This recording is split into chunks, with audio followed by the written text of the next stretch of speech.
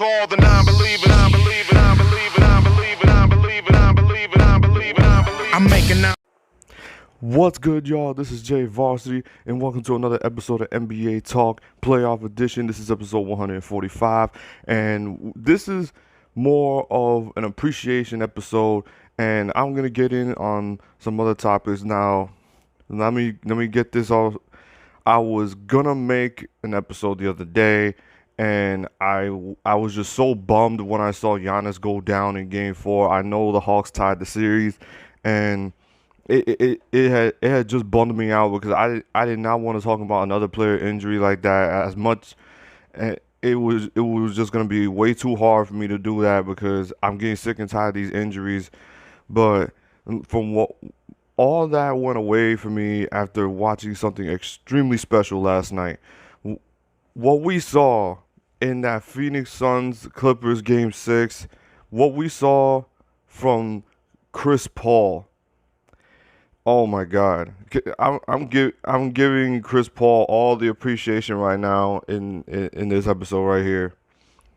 Chris Paul he showed off basketball brilliance last night. Like, this was by far the best basketball of his career last night. He put up amazing numbers on amazing shooting, and he just single-handedly picked the Clippers apart. I don't give a damn what anybody says. Chris Paul is the point guard. He's the point guard, man. Like, he was just poised, picking the Clippers off one by one, finding holes in their defense and straight attacking it. The Suns were in straight attack mode. They did whatever they wanted. Chris Paul, Devin Booker, DeAndre Ayton, Torrey Craig was big in this game also. They were defensively sound. Like I said, offensively they got whatever they wanted. If they wanted a three, they'll take a three. If Chris Paul wanted his mid-range shot, he'll get his mid-range shot. If Devin Booker wants to attack the basket, he'll attack the basket. Jay Crowder, he was started off his rhythm, and then he caught fire from the perimeter, and it was just about the damn time when until that lead just got too big for the Clippers to come back from, and it made. This is so good for the game because we finally get to see Chris Paul in the NBA Finals, and we get to see a young guy. We get to see young guys like Devin Booker and DeAndre Ayton show off on the biggest stage. This is by far the best redemption tour of the Phoenix Suns. This is the Phoenix Suns redemption tour. To go from being one game away from one game away from the playoffs in the bubble last year to getting Chris Paul and Jay Crowder and other pieces going 51-21, and now you're going to the NBA Finals. This has been nothing but a Suns redemption tour, and they're proving to you why they weren't a team that you want to mess with, and they're scrappy. They're not gonna stop. They're not gonna quit, and that's why I felt like that Game 5 that everybody kept praising the Clippers for. I felt like it was a fluke because the Suns could play a lot better than that, and they showed it. They showed it, and Devin Booker wasn't on his A game. I'm gonna be honest. Devin Booker wasn't completely on his A game. When he's completely in rhythm, he will absolutely murk you. He'll murk you, and it was just amazing to see great team basketball.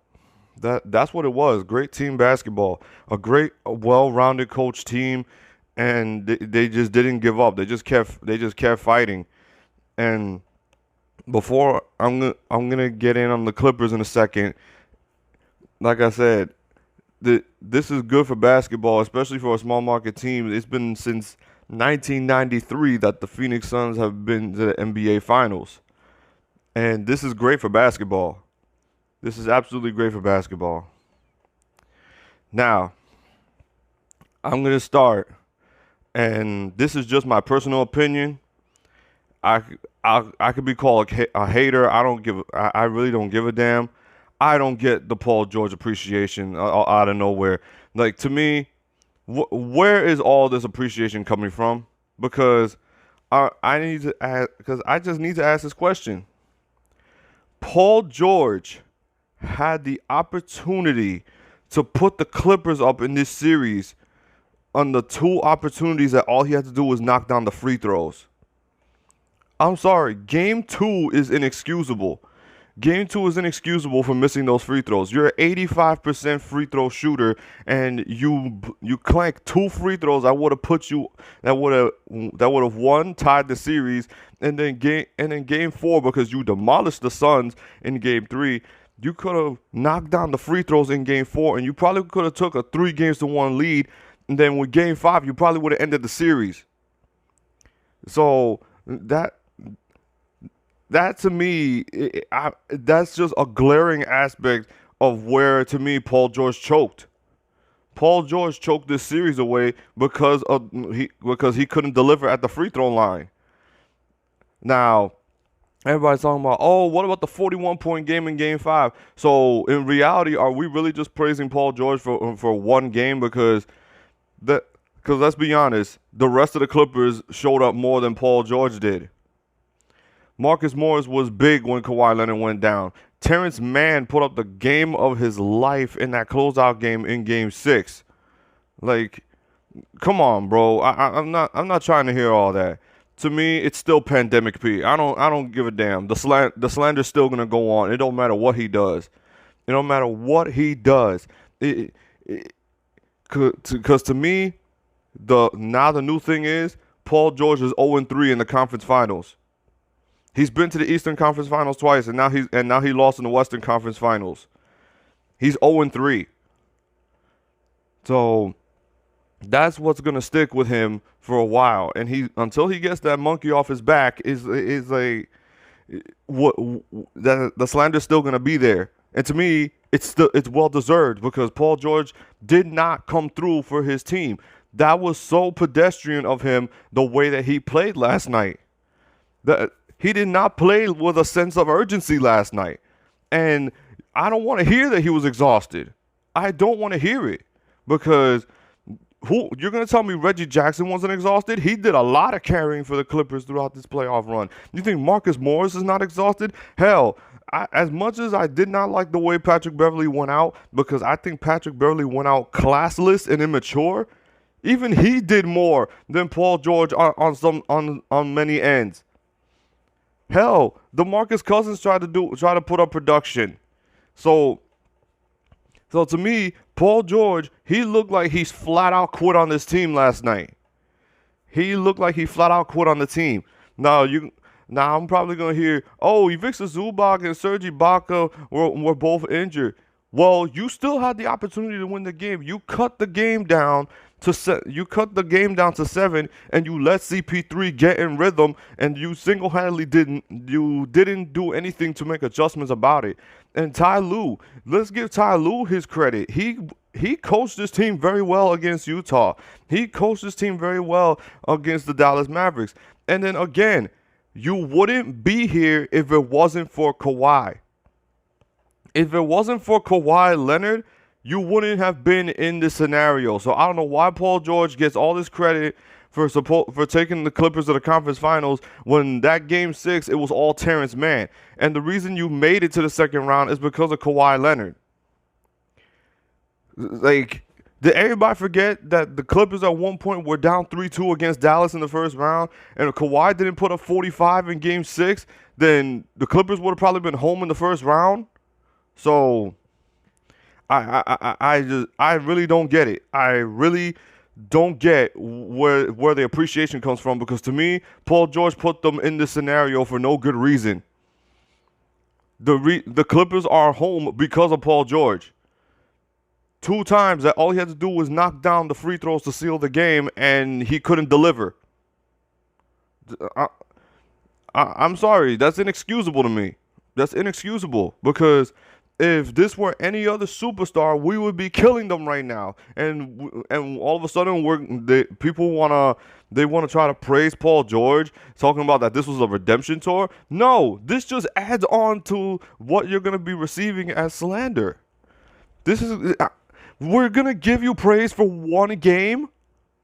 One game. You're supposed to be the quote unquote superstar of the team. You're supposed to be a superstar caliber player. You're supposed to come through and do that. You're supposed to come through and do that. That's what superstar expectations come with. You're supposed to come through with big performances like that. You're supposed to lead your team. And Paul George is not a leader. He looks for excuses.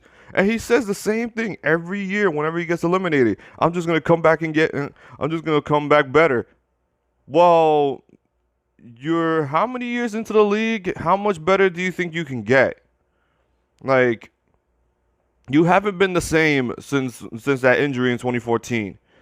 I'm just being realistic. You have not been the same. And especially with how the game is going to be changed with these new rules around, I wonder how Paul George is going to get to the free throw line when he can't just single-handedly throw himself onto a defender at the perimeter. And it's like Paul George's game just looks so sloppy.